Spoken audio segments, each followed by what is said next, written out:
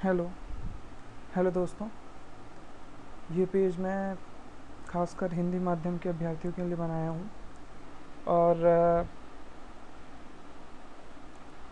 हिंदी माध्यम से रिलेटेड सारे टॉपिक पे डिस्कस करिए तो सीधे सीधे जो क्वेश्चन आ चुके हैं उसके बस उसी क्वेश्चन के बारे में चर्चा करूँगा, उससे ज़्यादा कुछ नहीं। मैं यहाँ पे क्या कैसे क्यों नहीं बताऊँगा। जो क्वेश्चन आ चुके हैं यूपीएससी में, पीसीएस में, वो सारे क्वेश्चन मैं आपको बताऊँगा। सीधे सीधे आज मैं प्रस्तावना पे आता हूँ और प्रस्तावना पे आने के बाद इसको आमुख भी कहते हैं, जो खासकर कुछ लोगों को आमुख क्वेश्चन पेपर में देखने के बाद वो समझ नहीं पाते हैं। और दूसरी चीज़, ये कहाँ से लिया गया है प्रस्तावना भारतीय संविधान में? अमेरिका से लिया गया है। पहला नंबर जो है, नेहरू द्वारा प्रस्तुत ऑब्जेक्टिव प्रस्ताव ही उद्देश्य का बना। संविधान में जो डेट दिया गया है 26 नवंबर 1949, प्रस्तावना में लिखा गया है, अंगीकृत है। तीसरा क्वेश्चन ये कि सही क्रम बताइए। जैसे 2 3 1 4 को अलग अलग दे दिया जाता है, उसको सही क्रम बताने के लिए बोलता है, फिर उसको सही करना पड़ता है। उसके बाद दूसरा क्वेश्चन है इसी में कि भारतीय संविधान की प्रस्तावना में भारत को किस रूप में घोषित किया गया है, या फिर संवैधानिक वस्तुस्थिति क्या थी जब जोड़ा गया। तो इसमें अभी तक ये तीन क्वेश्चन सही गए हैं, इस तरह के आए हुए हैं। जैसे सार्वभौम सत्ता संपन्न समाजवादी धर्मनिरपेक्ष लोकतांत्रिक गणराज्य, एक ये क्रम दिया गया है। दूसरा वस्तु स्थिति दी गई थी, इसी आधार पर सार्वभौमिक समाजवादी धर्मनिरपेक्ष प्रजातांत्रिक, ये आंसर है जो क्वेश्चन मैंने बोला ऊपर। 42वें संविधान संशोधन द्वारा जोड़े गए, या फिर 1975-51 में भारतीय संविधान में सम्मिलित नहीं था, या 26 नवंबर 1949 के प्रस्तावना में नहीं थे। क्वेश्चन घुमा फिरा के पूछा जा सकता है, चाहे वो पीसीएस हो चाहे यूपीएससी हो।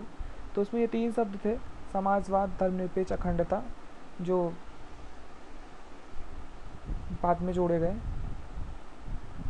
फिर आया कि कौन भारत को धर्मनिरपेक्ष राज्य वर्णित करता है, तो वो संविधान की प्रस्तावना है जो वर्णित करता है। छठवां है, इसकी प्रकृति न्याय योग्य नहीं है, संविधान के विशिष्ट प्रावधानों को यह रद्द नहीं कर सकता, ये भी सही है। संशोधन किया जा सकता है, 42वां संशोधन हुआ है 1976 में, जो लागू हुआ था 1977 में। ये क्वेश्चन पूछा जा चुका है।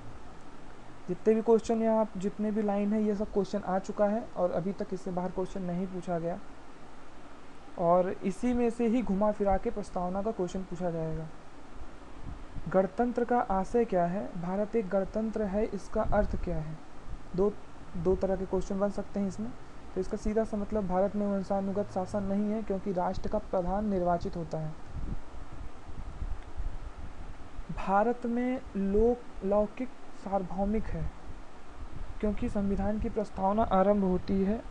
इसका आंसर है हम भारत के लोक शब्दों से। लौकिक सार्वभौमिक का अर्थ होता है जनता शक्तिमान होती है। सभी मनुष्य पूर्णतः समान रूप से मानव हैं, यह सिद्धांत जाना जाता है सार्वभौमिक से। धर्मनिरपेक्ष शब्द का सही भाव है, 12वां पॉइंट, भारत में राज्य का कोई धर्म नहीं। प्रस्तावना का क्या लक्ष्य है? इससे भी क्वेश्चन कई बार पूछा जा चुका है घुमा फिरा के, तो लक्ष्य आप याद कर लीजिए। लक्ष्य है व्यक्ति की गरिमा, अवसर की समानता, विचार, विश्वास, धर्म, उपासना और अव्यक्त की आज़ादी, सामाजिक, राजनैतिक और आर्थिक न्याय। और इसमें सबसे इम्पोर्टेंट है, इसमें कई बार पूछा गया कि क्या नहीं है। तो अब तक नहीं में जो आया हुआ उसमें है आर्थिक स्वतंत्रता नहीं है, लोक कल्याण नहीं है, धार्मिक न्याय नहीं है। संविधान की आत्मा कहा जाता है प्रस्तावना को। अब ये आर्टिकल 32 के परिप्रेक्ष्य में पूछा जाएगा क्वेश्चन तो उसको कहेंगे, और इसका अगर ऑप्शन में रहेगा तो प्रस्तावना को टिक लगाएंगे। किसने क्या कहा प्रस्तावना के बारे में? तो के.एम. मुंशी ने इसे राजनीतिक जन्मपत्री कहा। महात्मा गांधी ने इसे हमारे संप्रभु प्रजातांत्रिक गणतंत्र की जन्म कुंडली है कहा। इसको संविधान की कुंजी भी कहा जाता है प्रस्तावना को। संविधान का अभिन्न अंग है, किसने कहा? तो इसको मुंबई बनाम यूनियन ऑफ इंडिया ने कहा। केशवनंद भारती बनाम केरल राज्य के मामले में जजों ने भी कहा, अधिकांश जजों ने कहा। फिर मैं बता दूं, मैं यहाँ क्यों, कैसे, क्या, कहाँ से लिया गया ये सब नहीं बता रहा, जो क्वेश्चन आए हैं उसी के बारे में चर्चा हो रही है। धर्मनिरपेक्ष कहाँ वर्णित है? तो ये प्रस्तावना में वर्णित है।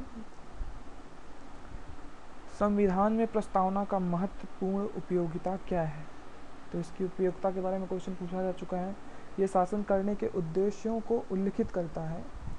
संविधान के कानूनी अर्थ निर्णय लेने में सहायता करता है। भारतीय संविधान की प्रस्तावना में जिन आदर्शों एवं उद्देश्यों की रूपरेखा दी गई है उनकी व्याख्या की गई है। कहाँ की गई है? उसकी व्याख्या मूलाधिकार, राज्य के नीति निदेशक तत्व और मूल कर्तव्य में। धन्यवाद। और अगर वीडियो आपको पसंद आया हो तो प्लीज़ सब्सक्राइब